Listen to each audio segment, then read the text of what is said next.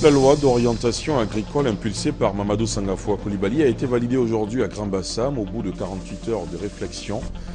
Vous aurez cet élément dans le journal. Sur ces images, le chef de l'État a reçu aujourd'hui en audience le chef de l'Union européenne en Côte d'Ivoire. Il est en fin de mission à Abidjan. La loi donc d'orientation agricole impulsée par Mamadou Sangafoua Coulibaly a été validée aujourd'hui à Grand-Bassam au bout de 48 heures de réflexion. C'est une loi qui présente les avantages pour l'agriculture, l'élevage, l'environnement et les eaux et forêts. Bientôt, la décharge d'Akouedo ne sera plus qu'un souvenir. Également, on en parlera dans ce journal. Un séminaire également se tient en ce moment à Yamoussoukro autour de la mise en œuvre du programme du Plan national de développement 2016-2020. Dans ce journal également, la 24e journée mondiale des personnes âgées, la cérémonie officielle a eu lieu à Kong, c'est dans le nord de la Côte d'Ivoire. Voilà pour le sommaire. Bonsoir à tous et bienvenue dans la grande édition. Ce soir, on prend d'abord la direction du palais présidentiel où le chef de l'État a reçu il y a quelques instants le chef de la délégation de l'Union européenne en Côte d'Ivoire, Thierry de Saint-Maurice, en fin de mission dans le pays, est allé faire ses adieux au président Alassane Ouattara, le compte-rendu de Jérôme Kofi Abolé. Mission terminée pour Thierry de Saint-Maurice. C'est pour en informer le président de la République Alassane Ouattara et lui faire ses adieux que le chef de la délégation de l'Union européenne en Côte d'Ivoire s'est rendu en fin de soirée ce mardi 28 octobre 2014 au palais présidentiel. Rencontre qui a duré environ 1 heure d'horloge. Elle a été pour Thierry de Saint-Maurice l'occasion d'évoquer quelques souvenirs durant son séjour en Côte d'Ivoire. On a tous vécu bien sûr la période de la crise post-électorale. Je ne veux pas m'attarder sur cette période, simplement pour rappeler que l'Union européenne a été aux côtés de la Côte d'Ivoire pour faire aboutir le processus démocratique. Ceci ayant été fait, la Côte d'Ivoire a entrepris une grande période de redressement, d'abord de redressement de son économie et aussi de redressement de son fonctionnement démocratique. L'Union européenne est fière d'avoir été, dans tous ces moments historiques pour le pays, aux côtés des dirigeants de la Côte d'Ivoire et aux côtés du président de la République. Je quitte donc dans quelques jours un pays bien différent de celui que j'ai pu trouver à mon arrivée ici en 2010 et bien différent par toutes les transformations qu'il a connues depuis plus de 3 ans. C'est donc un grand plaisir pour moi d'avoir pu participer dans mes fonctions d'ambassadeur de l'Union européenne à cette période importante. Et je quitte le pays avec un peu d'émotion parce qu'aussi c'est un pays qui m'a accueilli d'une manière exceptionnelle sur le plan relationnel, professionnel, politique. Tout a été fait pour que mon séjour ici soit traité avec beaucoup de bienveillance et beaucoup d'amitié. Thierry de Saint-Maurice quitte la Côte d'Ivoire après y avoir passé environ 5 années. Le chef du Parlement ivoirien, Guillaume Soro, a eu un entretien avec l'ancien Premier ministre guinéen, Cellou Dalein Diallo. Le président de l'Assemblée nationale de Côte d'Ivoire a par ailleurs échangé avec les chefs traditionnels du Grand Ouest. On fait le point avec Hamza Diaby.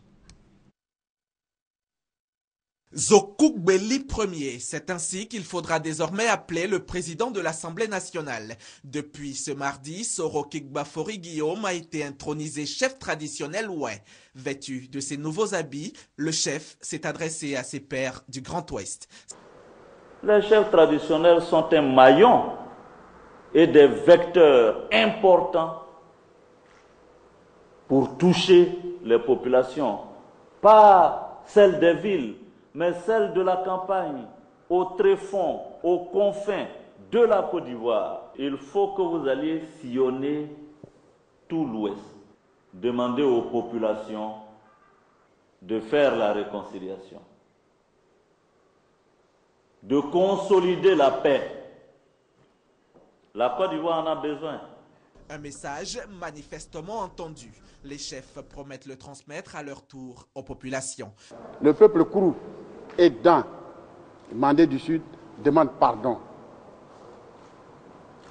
au peuple ivoirien, à tous ceux qui ont été blessés, à tous ceux qui ont été frustrés dans ce que nous venons de traverser. Cette journée d'audience a démarré par celle accordée à Cellou Dalein Diallo, l'ancien Premier ministre guinéen. Les deux hommes ont évoqué l'actualité, cette fièvre hémorragique qui met en branle la planète, l'Ebola. Je n'ai pas manqué naturellement de saluer la décision des autorités ivoiriennes d'ouvrir les frontières avec la Guinée.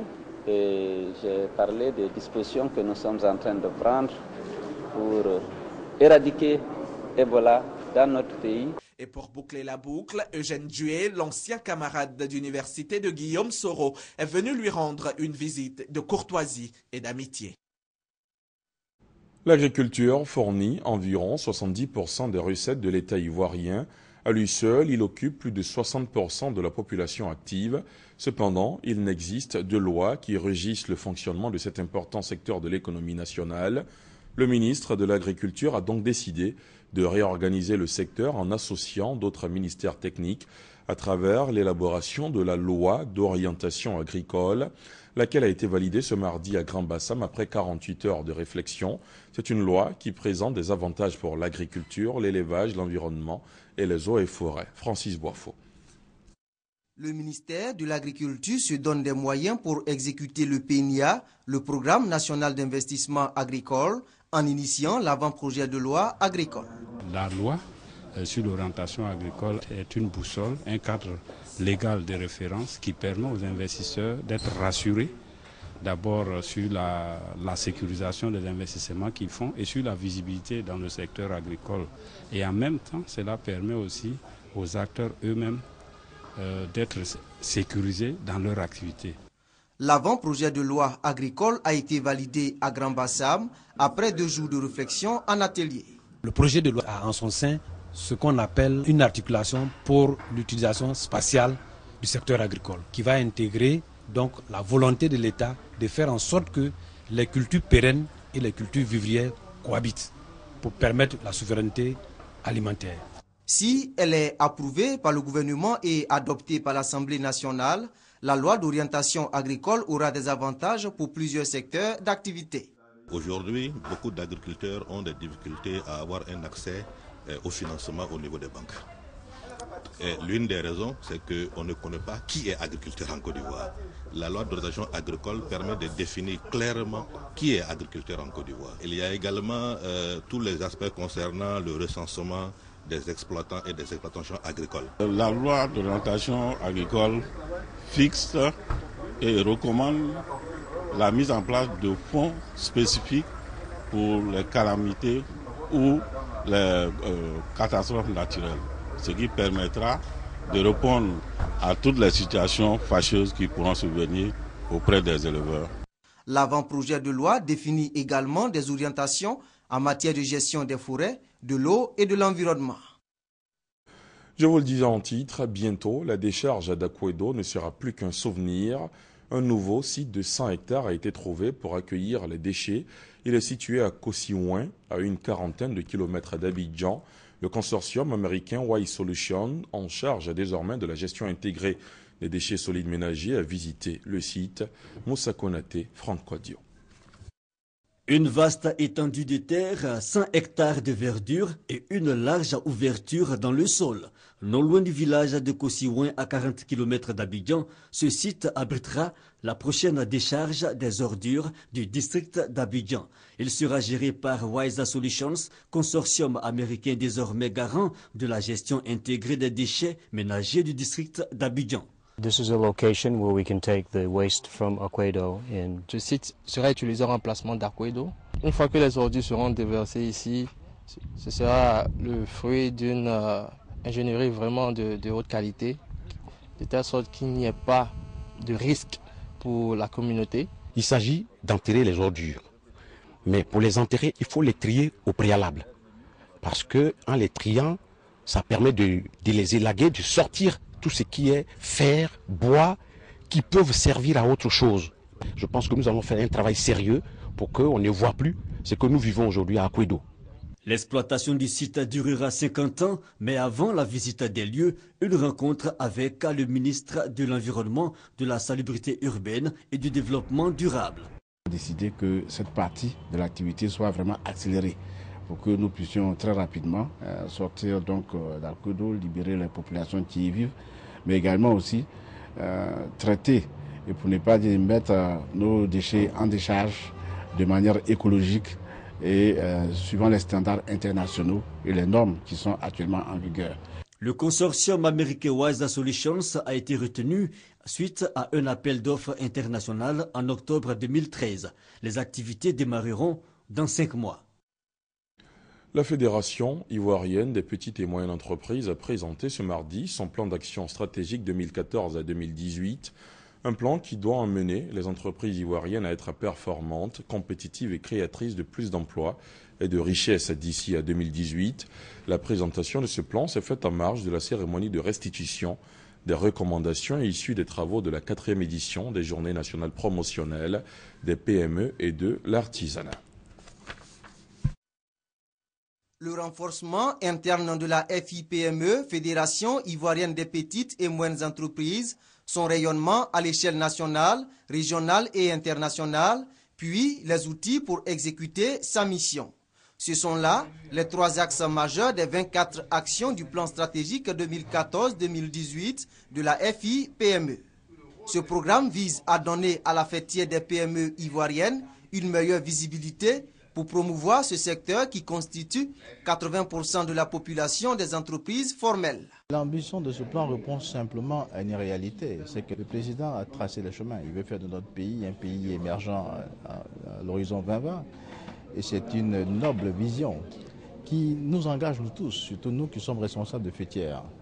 D'autant plus que cette politique va s'asseoir sur le secteur privé et notamment sur les PME. Alors les PME s'engagent déjà à pouvoir prendre toutes les discussions pour répondre de façon favorable à cette attente. Avec ce plan d'action stratégique, les petites et moyennes entreprises veulent accroître leur compétitivité et rehausser leur contribution à la richesse nationale, actuellement de 20%. Le président de la FIPME sollicite un appui constant du gouvernement. Il a remis aux représentants du ministre du Commerce, de l'Artisanat et de la promotion des PME les recommandations des récentes journées nationales promotionnelles des PME et de l'artisanat. Ces recommandations portent entre autres sur le financement des PME, la formation des dirigeants des PME et l'organisation du secteur des petites et moyennes entreprises.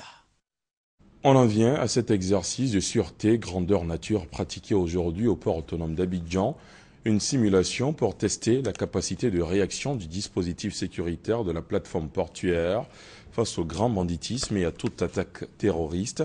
C'est en clair une activité annuelle qui s'inscrit dans le cadre de l'application des recommandations du code ISPS.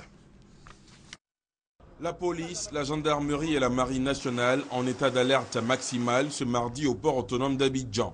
La raison, des individus à bord d'une pirogue tentent de prendre le contrôle d'un navire arraisonné au quai 17 du port de commerce. Lorsqu'ils sont arrêtés, ils révèlent la présence de leurs complices à bord du même navire. À leur tour, eux aussi sont interpellés par les éléments de l'unité d'intervention de la gendarmerie nationale. La situation n'est pas encore sous contrôle, qu'un navire force à l'entrée du canal de Vridi en se dirigeant vers le bateau ciblé. La marine nationale entre alors en scène en engageant le patrouilleur L'Émergence. Tout de suite, le navire suspect est arraisonné et l'équipage interpellé. Rassurez-vous, nous sommes loin d'une scène réelle. Il s'agit tout simplement d'un exercice de simulation pour tester le niveau de sûreté de la plateforme portuaire. Il a réuni tous les acteurs intervenants dans le cadre de l'AEM, l'action de l'État en mer. Il représente également pour le port autonome d'Abidjan la mise en application du code ISPS en vue d'un espace maritime sécurisé. Bien que réussi, cet exercice annuel reste encore à parfaire selon les parties prenantes. Elles ont convenu de le multiplier afin de relever le niveau de sûreté de l'espace portuaire. La CEI, Commission électorale indépendante, est à la recherche de voies et moyens pour des élections apaisées en 2015. L'institution initie en ce moment même un séminaire de formation pour instruire les acteurs clés de son système. Les commissaires centraux et le personnel technique devraient, à terme, mieux connaître l'appareil électoral, Thème de ce séminaire ouvert hier et qui prend fin après-demain à Yamoussoukro, administration électorale, planification stratégique et financière des systèmes électoraux. On fait le point avec Sidonie Davila. Dans un an, les Ivoiriens se rendront dans les urnes pour élire à nouveau leur président. Pour que cette échéance soit une réussite, la Commission électorale indépendante, CEI, veut créer les conditions propices à une stabilité pendant et après les élections en 2015. Parmi celles-ci, on note la formation des principaux acteurs. Ce présent séminaire sur l'administration électorale, planification stratégique et financière des systèmes électoraux vient à point nommé pour donner aux acteurs clés de s'imprégner des différents rudiments.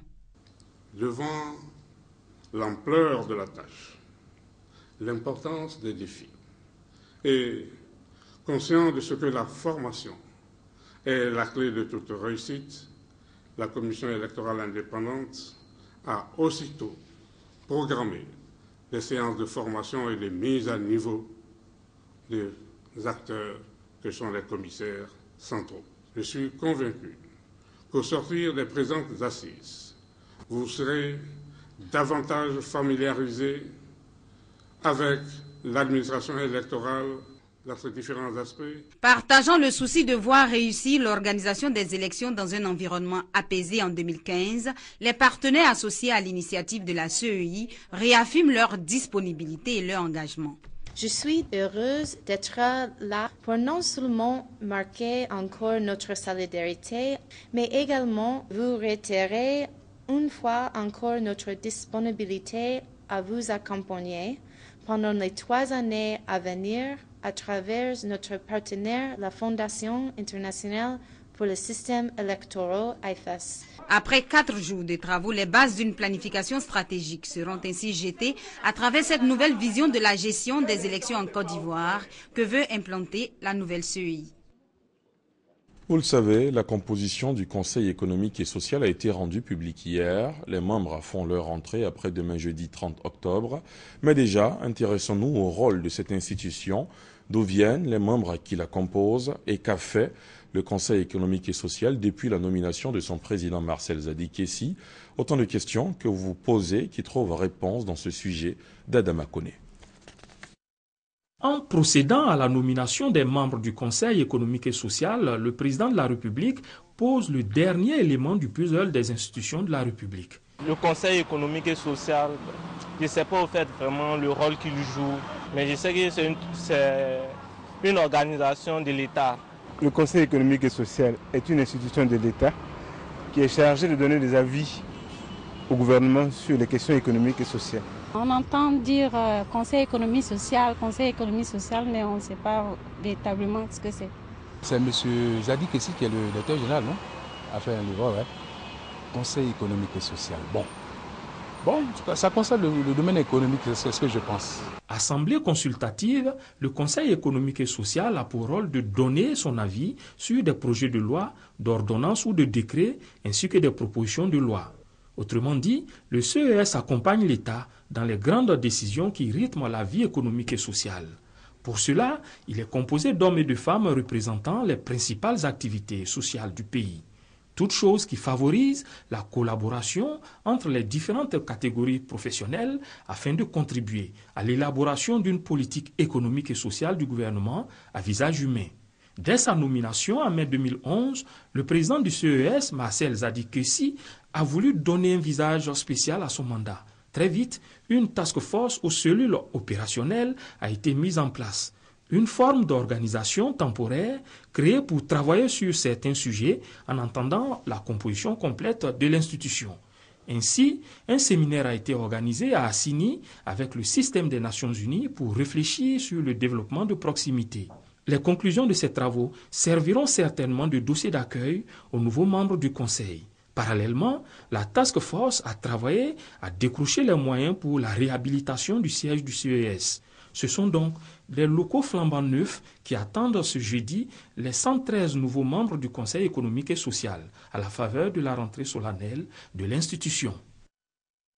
3 ans après la mise en œuvre du Plan national de développement PND 2012-2015, les réflexions s'orientent de plus en plus vers le prochain PND 2016-2020 qui devrait parachever le statut de pays émergent de la Côte d'Ivoire à l'horizon 2020, dans l'optique de favoriser la prise en compte des priorités régionales. Dans ce prochain PND 2016-2020, le ministère d'État, ministère du Plan et du Développement, organise à travers sa direction générale du plan et de la lutte contre la pauvreté un séminaire de renforcement des capacités régionales en matière de planification du développement local.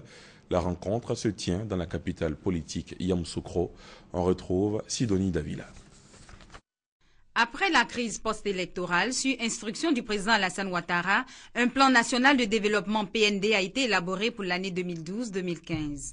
À un an de l'échéance de ce plan, les acteurs de développement ont déjà entrepris de préparer le plan 2016-2020, toutefois en s'inspirant de la mise en œuvre du plan 2012-2015. Ce plan vise à créer une synergie entre les ministères et les collectivités territoriales afin de lutter contre la pauvreté. Et cette lutte ne peut se faire sans la formation des différents acteurs de développement local. Au plus tard le 10 novembre, nous serons dans chacune des régions. Il était opportun que nous rassemblons tous les directeurs en charge de la planification dans les entités décentralisées pour leur donner les instruments de cette planification. Et lequel guide va être assorti de quelques outils informatiques qui vont leur permettre de mettre les aspirations et les besoins de nos populations. Les participants se disent confiants quant à l'application des notions qui leur permettront d'accompagner le processus de l'émergence. C'est une bonne initiative du ministère d'État, du ministère du Plan et du Développement, à l'effet de former, mais de renforcer les capacités de ceux qui sont sur le terrain, pour que nous ayons le même point de vue au niveau de la mise en œuvre du PND.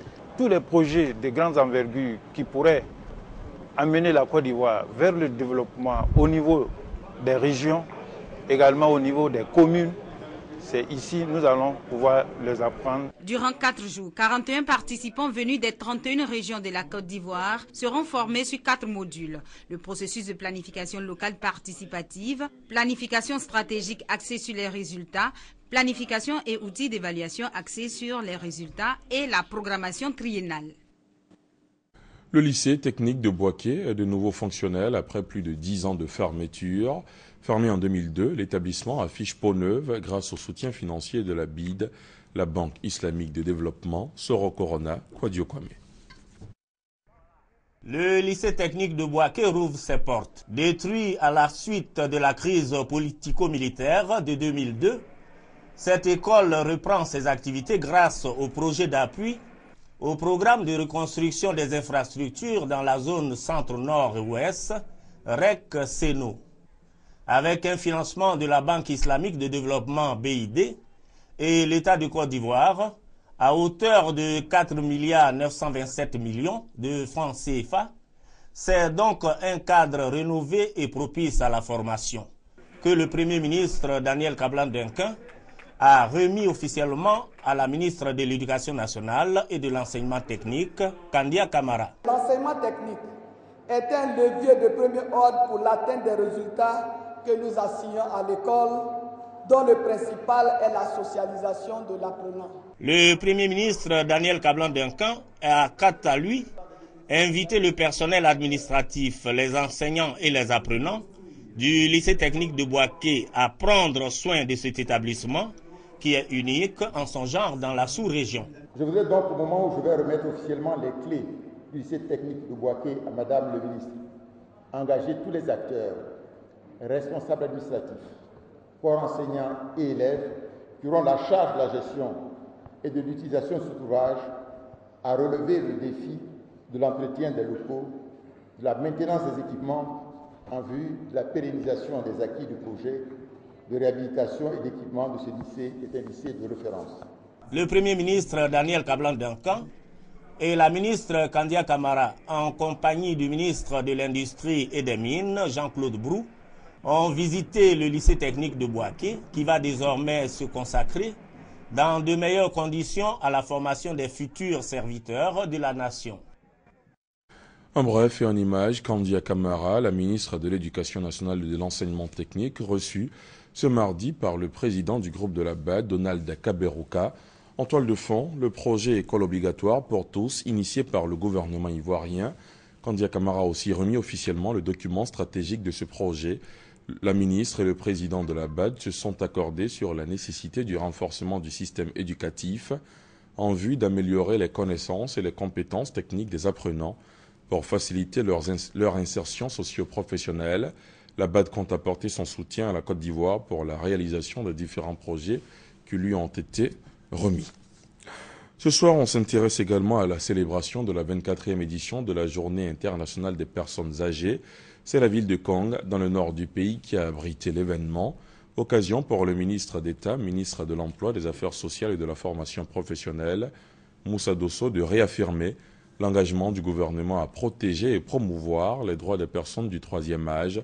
Le point de Kader Sogodogo. Les personnes âgées, une force émergente pour le développement. Voilà le thème de la 24e Journée internationale des personnes âgées, dont la célébration officielle a eu lieu à Kong. Un thème qui met en avant la place importante dans nos nations des personnes âgées de plus de 60 ans. De 600 millions en 2000, elles seront environ 2 milliards en 2050. Très bientôt et pour la première fois, le monde comptera plus de personnes âgées que d'enfants de moins de 5 ans. D'où la vision du président de la République, Alassane Ouattara, d'engager le gouvernement à protéger et à promouvoir ces personnes. Le président de la République a des solutions pour les personnes âgées et cela doit se savoir.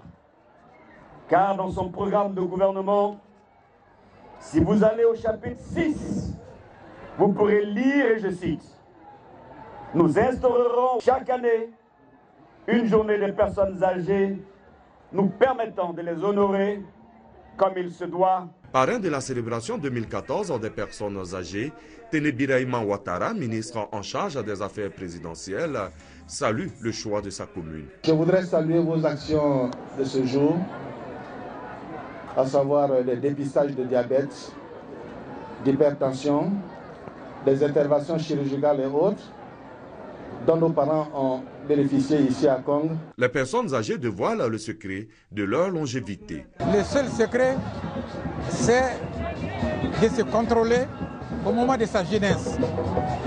Et puis contrôler sa santé, la nourriture. Le ministre d'État, ministre de l'Emploi, des Affaires sociales et de la formation professionnelle, Moussa Dosso, a fait un important don composé de vivres et de non-vivres aux personnes âgées de Kong. Montant du don, 26 millions de francs CFA. La célébration de la 24e édition de la Journée internationale des personnes âgées s'est achevée à Kong sur des notes de gaieté avec des artistes présents. Je félicite ici le ministre Dosso Moussa. Et cette visite d'une délégation du Rassemblement des Républicains conduite par son secrétaire général par intérim chez la famille de Laurent Gbagbo, une visite de compassion qui fait suite au décès de la mère de l'ex-président ivoirien. Amadou Soumaoro a, au nom du Rassemblement des Républicains et du président Alassane Ouattara, présenté la condoléance à la famille et pleuré le témoignage de Michel Digré. Le malheur qui vient de frapper la famille de Laurent Gbagbo touche également la famille du Rassemblement des Républicains. C'est en ces mots que le porte-parole de la délégation du RDR a livré les motifs de cette visite de compassion conduite par Amadou Soumaoro. Les nouvelles ainsi données, la famille éplorée a salué ce geste de réconfort qui traduit la solidarité africaine dans ces circonstances douloureuses de décès de la mère de l'ex-président Laurent Gbagbo. Amadou Soumaoro, pour sa part, a indiqué que le RDR entend jouer sa partition dans l'organisation des funérailles. Il était tout à fait indiqué que nous démontrions qu'en ces instants solennels où nous venons de perdre une mère, que nous démontrions qu'au-delà de nos divergences, qu'au-delà des problèmes qui peuvent nous opposer, qu'il y a au moins des domaines autour desquels, des sujets autour desquels les enfants de ce pays peuvent se rassembler. Et c'est pour cela que nous avons, au nom de la direction du RDR, décidé de venir présenter nos condoléances à la famille, disons, éplorée. Naturellement, nous avons aussi profité pour transmettre les condoléances du chef de l'État, le président de la République. Il suit avec la plus grande attention, disons, l'évolution des préparations de ces obsèques, donc il était tout à fait normal que le RDR, sa famille politique, disons, porte aussi, disons, les condoléances du chef de l'État et ce que nous avons fait. Après la famille de Laurent Gbagbo, la délégation est allée présenter ses condoléances à la famille de Feu Houphouët Honoré, membre du conseil politique du RDR et PCA de la SODEMI. Voilà, c'est la fin de cette demi-heure d'information. Merci de l'avoir suivi. Excellente soirée sur la chaîne qui rassemble.